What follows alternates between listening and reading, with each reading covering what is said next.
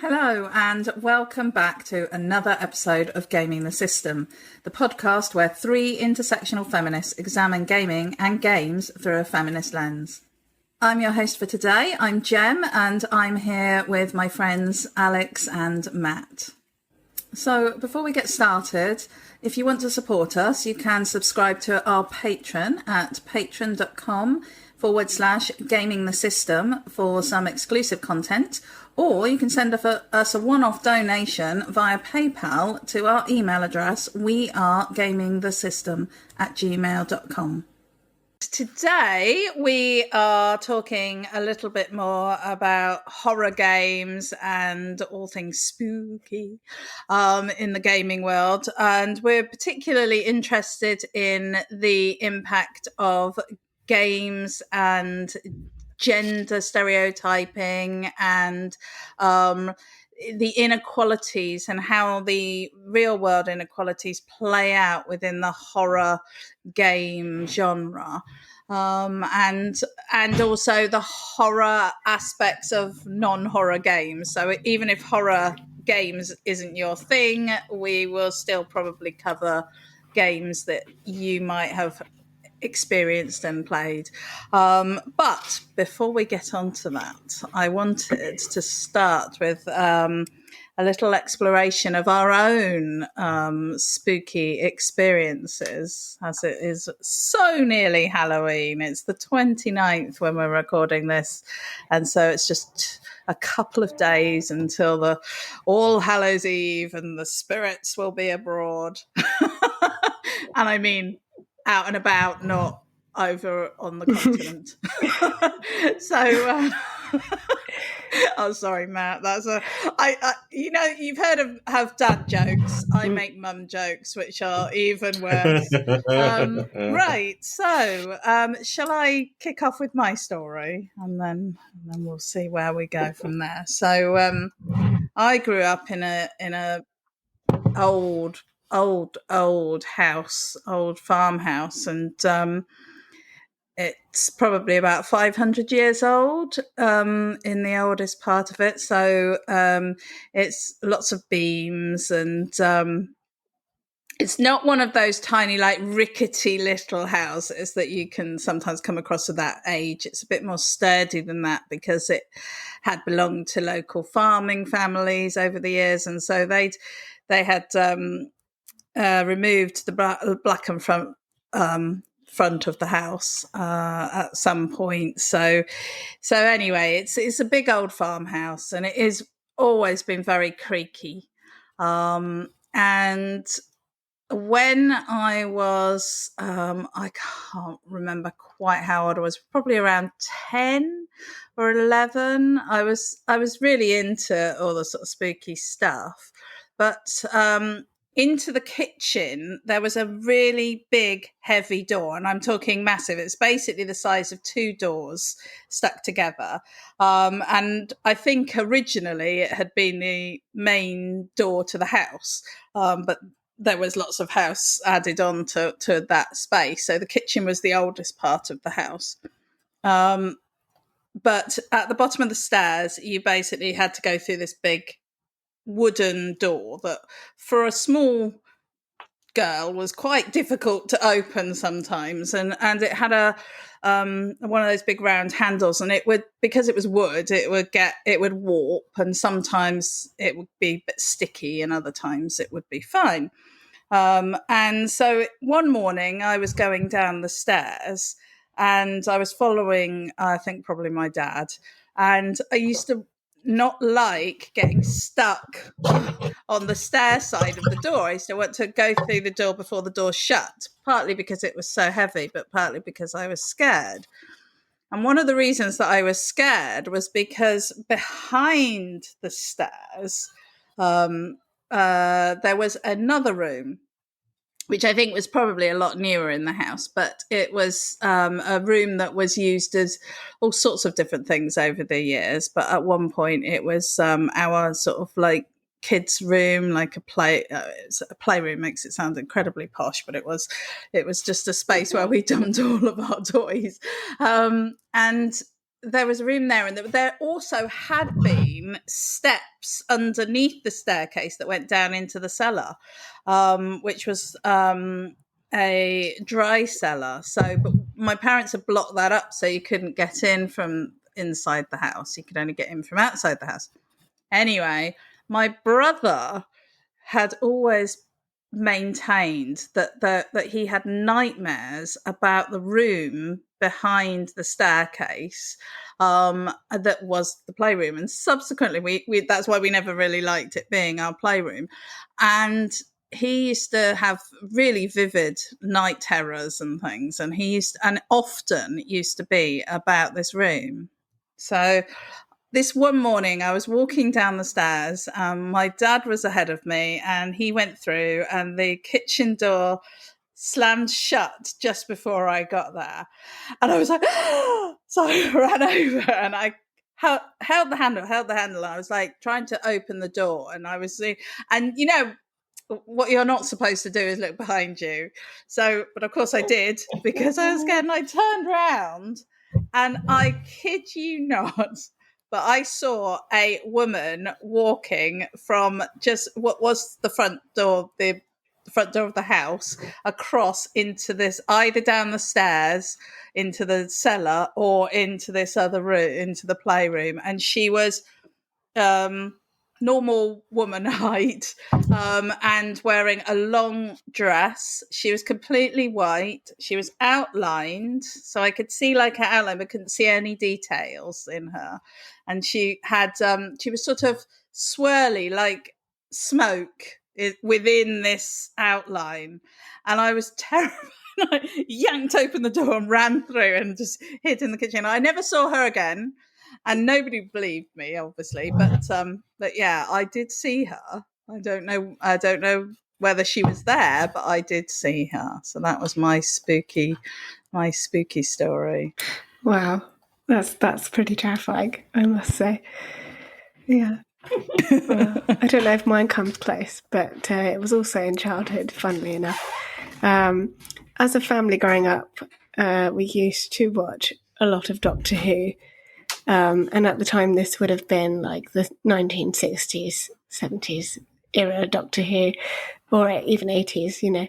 So like the very first Doctor Who that I saw was, I think it was Peter Davidson, the one with the cricket top and the hat. But we always were like fascinated by the Daleks. The Daleks were the big baddies in Doctor Who. And we came up with this running joke as children. Whenever we were having Sunday roast, we would go off to the sink in the bathroom, and then I'd pretend that there was a Dalek in there to like scare my sister. And we used to like have a play around with that, you know. And of course, that was never a Dalek in there. I was just trying to scare her.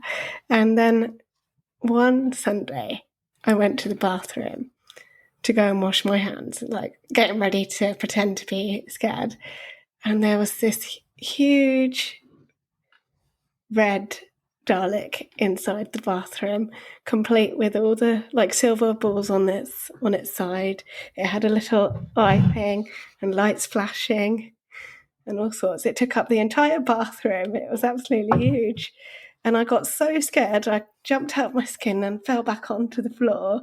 And I said, "Ellie, it's an actual Dalek." And she didn't believe me, of course, because I, you know, I'd always made it up. And in the end, she came over and saw that it was there. She got so scared that she ran through to my uncle's half of the house and hid under the blankets. And Mum couldn't get her out for like 10 minutes. And in the end, we wheeled it back. We were wheeling it back through to the front corridor of the house, because it transpired that my uncle had been making it in secret for like 3 months out of wood, and the balls on the side were made of the top of drinks bottles, like that he'd spray painted and filled in, and he had like proper like wires for the like little antenna at the back, and you could actually climb inside it and move around inside it, and wow. And move the plunger and the death ray. and turn the head as well. It was like on a little balls, like I don't know what you would call it, but it was loads of little balls, and you could move it around basically through like a wheelie system. It was all very complicated, but he was very engineering minded, so he made it in secret without us knowing, and it's still in my parents' house as we speak. But the funniest part was when essentially they were wheeling it back through to the hallway, and Mum had just persuaded Ellie to come out from under the covers and was getting her back to the kitchen, and it was coming through. She couldn't see anyone behind pushing it, and then she got scared again. I'm not surprised. Yeah, I think it was about, I was 7 or 8, so Ellie would have been 3 or 4. Yeah, she would have been very small. So yeah. So, does she remember that? She might do vaguely. Does yeah. She still remember? Mum said she'd never felt her heart beating so fast. It was pretty. It's very tall. It's like life size. So yeah. Can you get them to take a photo of it? Somewhere in my old laptop. But yeah, yes, you must. I will send it, and we can share that. Yeah. Oh, that's a brilliant story. What about you, Matt? Yeah, I racked my brain, and then I went and asked my mum and my sister. None of us have ever had anything remotely spooky or supernatural happen to us. Thank God, because every time that I like a good scary story, there's some. You find a good person telling a good scary story, then it's great. And I find myself every time I'm listening to one, I think, thank God that nothing like that has ever happened to me, because I've got enough problems. I've got enough things that genuinely 100% exist with zero shadow of a doubt. And if I start, if maybes if I have to start thinking about things that might be the entire universe of shit, supernatural stuff, then that would be step too much too far. Yeah. Yeah, and I have a supernatural limit of stuff that I go, oh well, never mind then, because there has to be rules. There has to be, in order for it to be compelling, there have to be rules, and so much of supernatural, like unknowable, Cthulhu-y, and what's it called, Lovecraftian stuff, where it's the I looked into the abyss and the abyss looked back. That kind of, that unknowable stuff. I can't handle unknowable stuff. I need to be able to know it. And so I'm very glad that none of that unknowable shit has happened yet. Oh, yeah. No, I don't blame you. Although I have an almost the opposite experience, because I still get quite scared of like spooky TV shows and films and things. I have to be quite sensible about when I watch them and whether I watch them on my own and things. Because I've got such a vivid imagination. It's what happens afterwards when I go to bed and I'm there going, what's that noise? But I did used to be really scared by the whole concept of possession.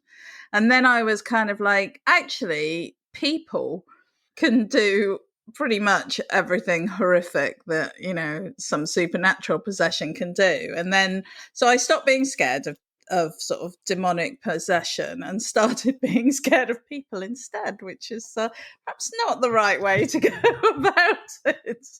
But today we're not going to get too scary, I hope. Obviously, if anything that we talk about is getting you too scared, then we won't be offended if you take a break and have a cup of tea, touch some grass, all of those things. We will probably be touching on some quite sensitive topics because we're going to talk about the impact of the way that the portrayal of gender and particularly the way that women are so often portrayed as victims in horror and horror games. So just be warned and be careful, look after yourselves. So with that said, we have already started this topic and we were like, oh, we'll just whiz through it. And we just scratched the surface. So we're basically like just hopefully going to get through a bit more of it today. And we will see where we get to. But what we ended up talking about in our last episode on this was about the negative impact that the portrayal of women in horror, usually as a victim, usually as somebody needing saving, particularly in the games world. And I think there is an argument to say that the games horror world has a little bit of catching up to do with the movie horror world. So we are sort of switching between the two a little in this conversation. So just bear with us. But in the way that women are portrayed can have quite a negative impact on how women could be viewed in, the real world. And so there's quite a few tropes that are drawn on for horror. And one of them, and we did mention it in passing last time, was the idea of the last girl.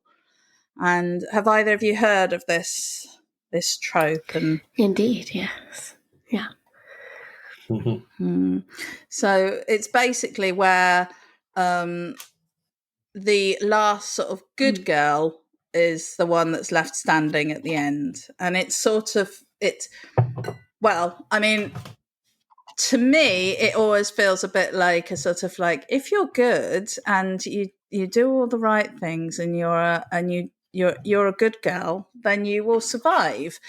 It's got nothing to do with, being cunning or strong or lucky or any of those things. It's usually that the virtuous kind one survives. In the US, you will usually find that the dog survives as well. I think that's less common in the UK. I don't know what that says about us, because we are a nation of dog lovers, apparently. But yeah. So, what do you guys have any thoughts on this last girl trope? And do you have any examples of games where the trope plays out? The one that comes to mind, recently, is watching a playthrough of Resident Evil 4, which is where Leon has to go and rescue the president's daughter. And she's this, teenage, blonde, runs everywhere like that. It's an extremely frustrating thing that particularly Japanese games do. They'll have adult women run and behave like they're K-pop stars. And so all she does is run around and get in the way. And then apparently in the original there was some weird sexual thing while they were going away on the jet ski, that they removed from this one. But still, it's that this virginal girl with no flaws who's going, "Oh, save me," and that they're the only ones that are worth saving. Ones that aren't perfect and virginal and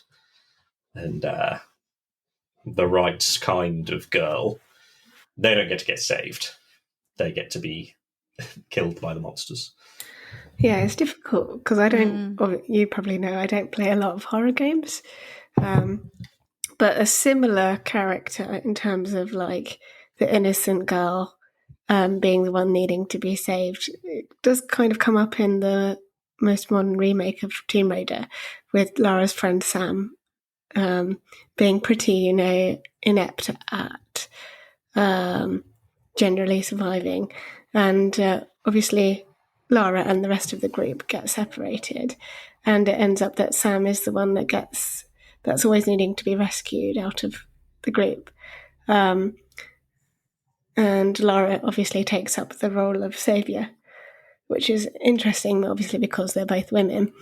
But I think Lara is kind of taking up the male protagonist type role in that scenario, which is interesting as well. But definitely because obviously there's supernatural forces at play in that story as well. And they're the ones that take Sam away and kind of trap her and then want to use her as a vessel for the ancient queen to like take root in and kind of possess her. So it's like using her as this pure vessel to be ultimately the new home for the queen. So that kind of plays into that trope as well, sort of. It seems like that's becoming a bit of a pattern in that we talked about how the immediate thing that my reaction was when you talked about Sam from Tomb Raider. I went, oh, she's so useless and irritating and pathetic and just goes, I just want to be saved. And then on the other side you've got another woman whose job it is to save them, and then that woman has contempt for the one that needs saving, and it's making a relationship that would otherwise be between the male main character and a woman. They just we'll just swap that woman to a man, and then not change the trope of the damsel in distress. Because in Resident Evil 4, you've got Ashley, who's the president's daughter, and then you've got Ada Wong, who is this sexy, badass, kicking and guns agent gone to rescue them. And you just look at them and you go, you've got even though she's powerful and badass, she's still sexualized there. So you've got the sexualized bad girl that doesn't need saving, and then the virginal pure girl that does need saving. And it's when can we start having like characters that are just characters rather than being fitting into these? I mean, we've talked about tropes on the pod quite a few times, and tropes in themselves are quite problematic. I mean, they're obviously aware they do serve a purpose. I don't want to just kind of dismiss tropes offhand, because they are a way for us as humans to the sort of a shorthand for this is what we mean about this. So, and obviously in a game, in a film, in a TV series, you've got limited time to flesh out characters and give them information, give the viewers information. And so I get them, but they are also problematic at times because they perpetuate outdated norms and outdated attitudes that we've kind of moved on from. And I think it is really frustrating when you have games that in some ways have quite strong female characters. I'm thinking sort of like the Alien series and the Resident Evil series. They both have these, quite strong female characters running through them, but then you still have the final girl making it to that point simply either by the sacrifice of the hero or by sheer luck. It's just happenstance that they made it there, because they couldn't possibly have saved themselves. And I think, Matt, you touched on a really important thing, that your feelings about it is like, oh, she's so annoying. And I think, there is a real issue here that when young men particularly are playing these games, it's creating this idea of women as these pathetic beings that need rescuing and need looking after. Like a bird almost, Yeah, exactly. And not in a way that, and then when they go out into the real world, they either are looking for women like that, or they're horrified by the fact that they're meeting women who are not wanting to be rescued and looked after. Mm-hmm. It's the problem of like if women were completely physically safe in every way, then they could be themselves. And when a man or a boy goes out and meets women, they go, "Oh yeah, they're being themselves all over everywhere." Whereas because of the nature of the threat that women face all the time, they can't be themselves. They can't be themselves. They can't risk being 100% themselves out in public, because that opens them up to danger from men. And then boys going out and seeing the way that women have to protect themselves, and they go, "I can't." All they've got, like the tropes are consistent stereotypes, and so young men, this is from my experience, using that, seeing like mostly that, and it just, the longer that goes on and the more it happens, the more of a barrier it builds up between genders. And that's why representation matters so much, because you need to see so many different varieties of the same thing to break you out of go, yeah, everything is supposed to be the same. And if it's not the same, then I'm annoyed, angry. Yeah. And I'm angry with the people who aren't being the way that it's meant to be. Yeah, absolutely. So one of the other things that we see in horror films, and I think it's replicated in games, is this idea of a sort of accepted violence against women. It's the norm. It's what we expect to see. And I think that in itself is a problem. Most people talk about like slasher movies, and I mean, I don't like the films that are just gore for the sake of gore. That doesn't really appeal to me. I'm much more into the spooky, paranormal, sort of psychological stuff. But I know that I mean, when you think about like how popular, say, the Saw trilogy, the Saw series, and there's one, I can't remember what it's called, where they have that one night where everyone can go crazy. Yes, Purge. And those movies are so popular. And they very much focus on violence, not just against women, but violence.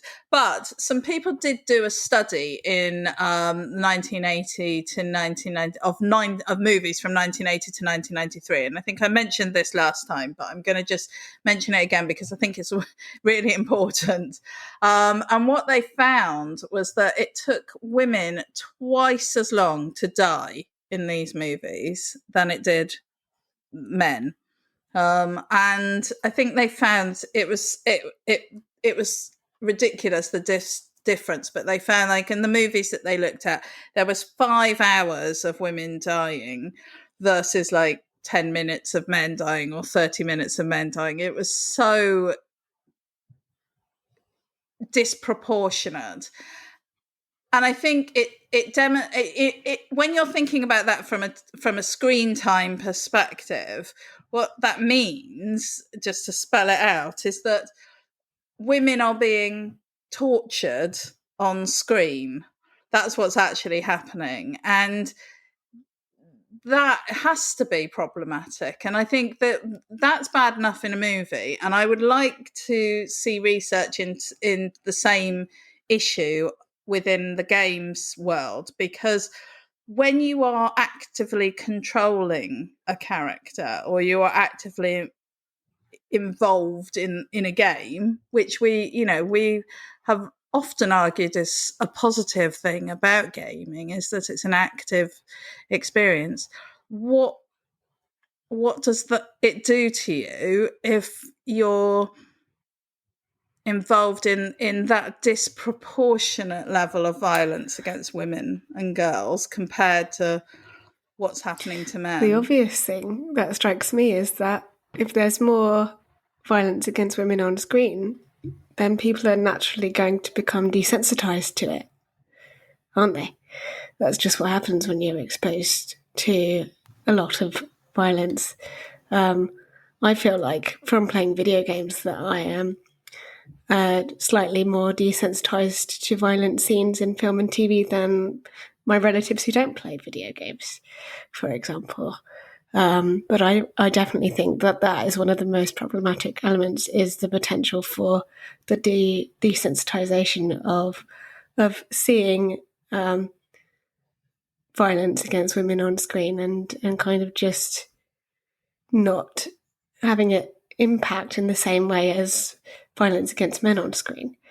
One example I can give, I think, it's not quite horror, but I was watching the TV series Outlander. Don't know if either of you have watched it.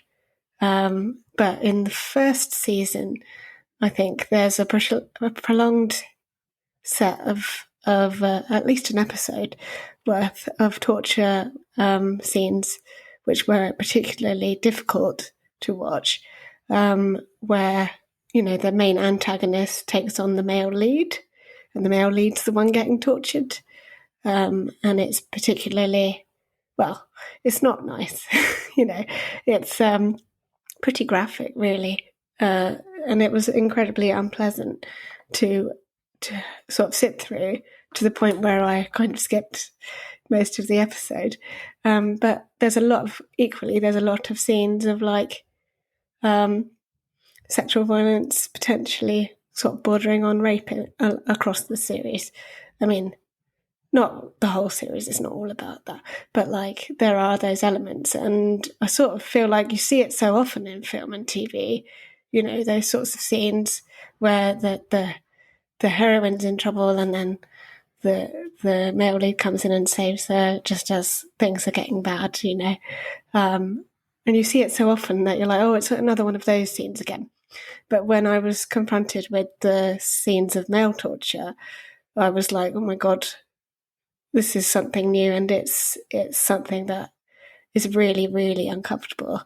But I think because I've seen, not to the same level, but so much on perhaps a sort of entry level, as it were, in a lot of other media, then I'm sort of less shocked by it, if that makes sense.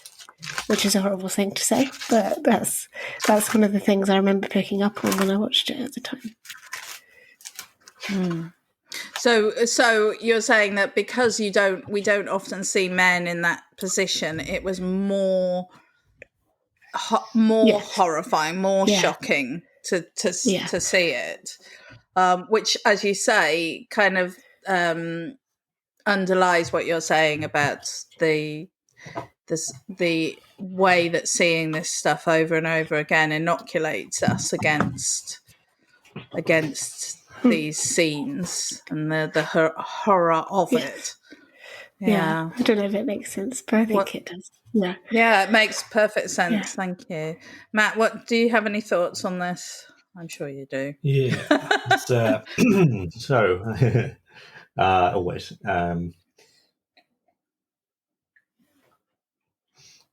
It's difficult to unpack it all because let's start. So I think experiencing as much media as possible in many different ways is really important because it can be people who've never seen violence in any kind are going to be violence in real life. I'm fortunate not to have experienced much of it. And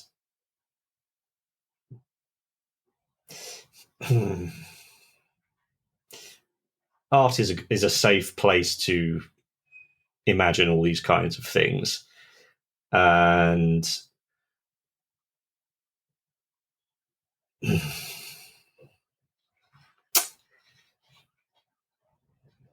there's what angle shall I come at it from? The motivation behind the people making these things, I think, is crucial because there's a long period of time where everything produced was produced by a small population of people, There's just white men in their 30s and 40s coming up with all these same things. And the thing that I've been thinking about when I think about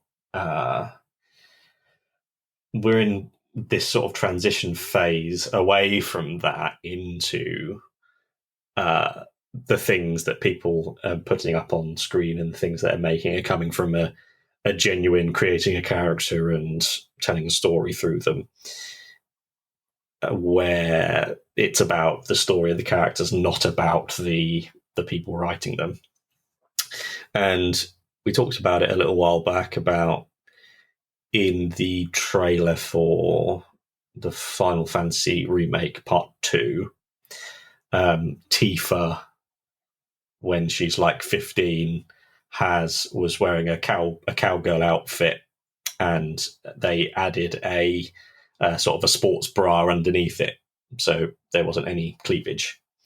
And tons of people were like, because it was the original trailer, she didn't have the sports bra on, and then 3 years later she had the sports bra. And some people were going, why have you censored this? Why have you done that? Why have you changed it differently? And you have to start off with thinking, why would, if anyone can have cleavage anytime, that's up to an individual person, why would someone want to see a 15-year-old girl's cleavage who isn't a fellow teenager? That's a problematic thing about a lot of people wanting to sexualize children. That's a big thing. So you start right from that's one. If you're complaining about that for that reason, you go, okay, that's one thing. And if you talk to the original game developers, are saying, why did you have it like that to begin with? And then they can either say, oh, we wanted her to be sexy, which big cross, no, bad. We wanted it to be the same as she was when in the original one. And then you go, why did they have her with cleavage when she was mid-teens? And it comes down to, right, they were sexualizing a child. They started off doing it and then thought, oh, actually, we don't want to do that. And so we give her a sports bra so there's no cleavage. And the point I'm trying to make is, if there can be violence against women in media that can be extreme, but can also be powerful stuff. But when it's being made by people who are doing it because it doesn't matter to them. Either they don't think they just think, oh yeah, it's cool and gory, and they don't recognize the weight of what's underneath it, or, as happens a lot, is it's the animosity towards women of the people writing these things who take pleasure in writing these horrible things happening to women. And the relationship between sexual violence and violence being perpetrated by men on women, they are so entwined. And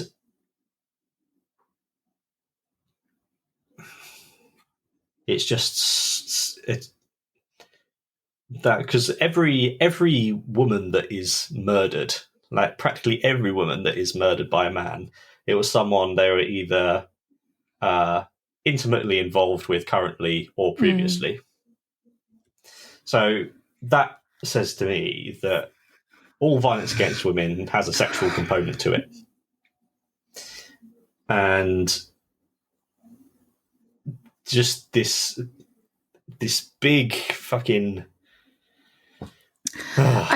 mind fuck of media.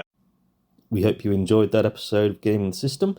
If you want to support us, you can donate to us through our PayPal by sending it to wearegamingthesystem@gmail.com. If you want to send us a one-off donation. If you want to donate to us monthly, you can subscribe to our Patreon at patreon.com/gamingthesystem. Until next time, bye-bye.